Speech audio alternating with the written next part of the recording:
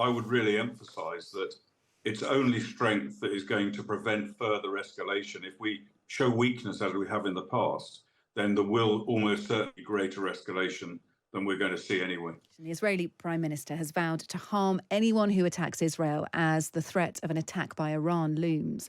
President Biden has promised ironclad support to Israel after Iran promised to retaliate. That was after Israel killed a top Iranian commander in Syria earlier this month. This has fueled fears that the war in Gaza could escalate to a wider Middle East conflict. Let's speak now to Colonel Richard Kemp, former British Army commander in Afghanistan and former chairman of Cobra. Good evening to you, Richard. Good evening, Richard. To you. Good evening, Richard. You argue in your piece of writing for The Telegraph today that if Iran strikes, Britain must take it on too. Britain must stand alongside Washington and take Iran on too.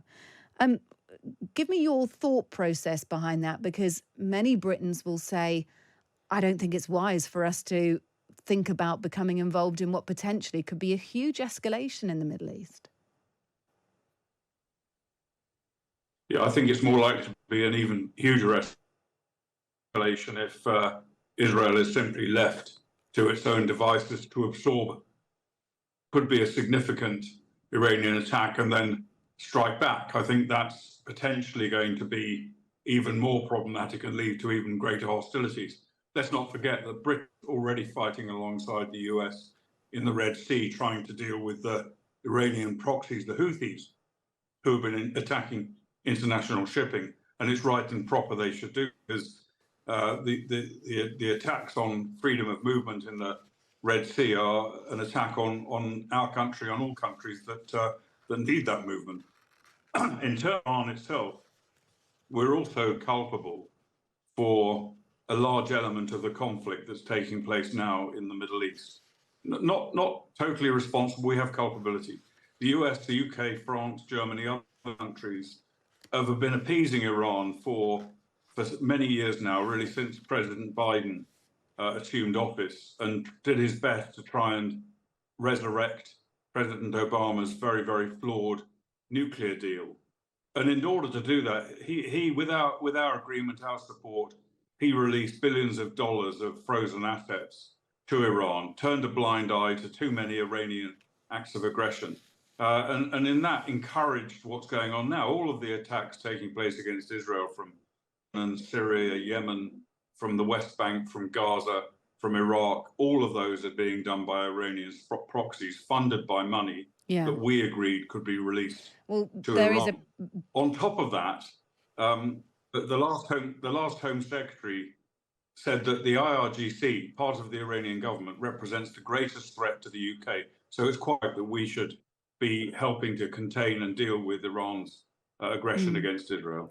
Shouldn't we try and be a peace broker, though? Is there any other way for us to do this apart from the threat of conflict? I understand what you're saying, and if there was, I think it should be done. But you cannot broker peace with a country like Iran. Iran will not respond to diplomacy. It will not respond to mediation. Turkey, for example, has already tried mediating with Iran without success over this issue. I'm sorry to say, and too few people are the dynamics in the Middle East, but the language that they understand, that Iran understands, its theocratic regime, is strength.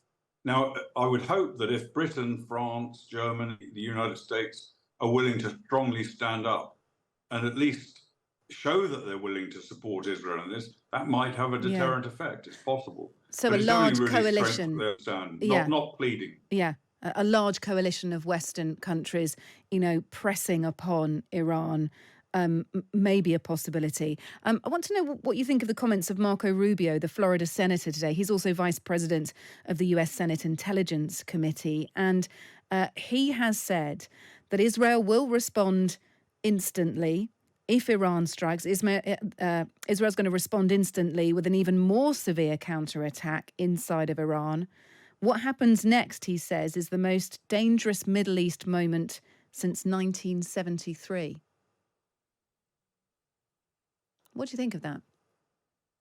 I think he's got a very good point. Yeah, I think he makes a good point, but is necessary to respond with great strength. If let's say Iran carries out some kind of significant attack against Israel, and it's not clear, there's indications it might, whether it's from Iranian territory or from Lebanon.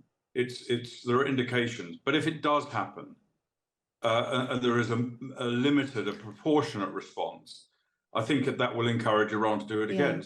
The response needs to be disproportionate. It needs to be more severe than the attack on Israel itself. I understand your approach. Just briefly, Richard, tell us how you think it's most likely that Iran will retaliate that attack on Israel. How will they do it? Well, we can't be sure, obviously, but there are a number of different ways. The three most likely, I think that perhaps the most likely is for Iran to carry out a bombing of an Israeli embassy somewhere around the world, which it's done before on a number of occasions. Secondly, it's likely that it will launch missile and drone attacks from Lebanon using its proxy Hezbollah. And thirdly, I think the least likely, but all possible, is that they will carry out an attack from Iran itself onto Israeli territory. I think that would be very, very risky for them because, of course, it could attract a strong Israeli, possibly also US response, and that would threaten regime stability in Tehran, which is their overall priority.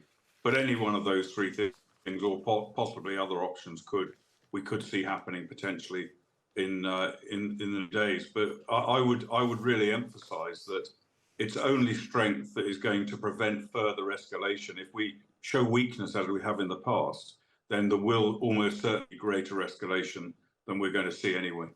All right.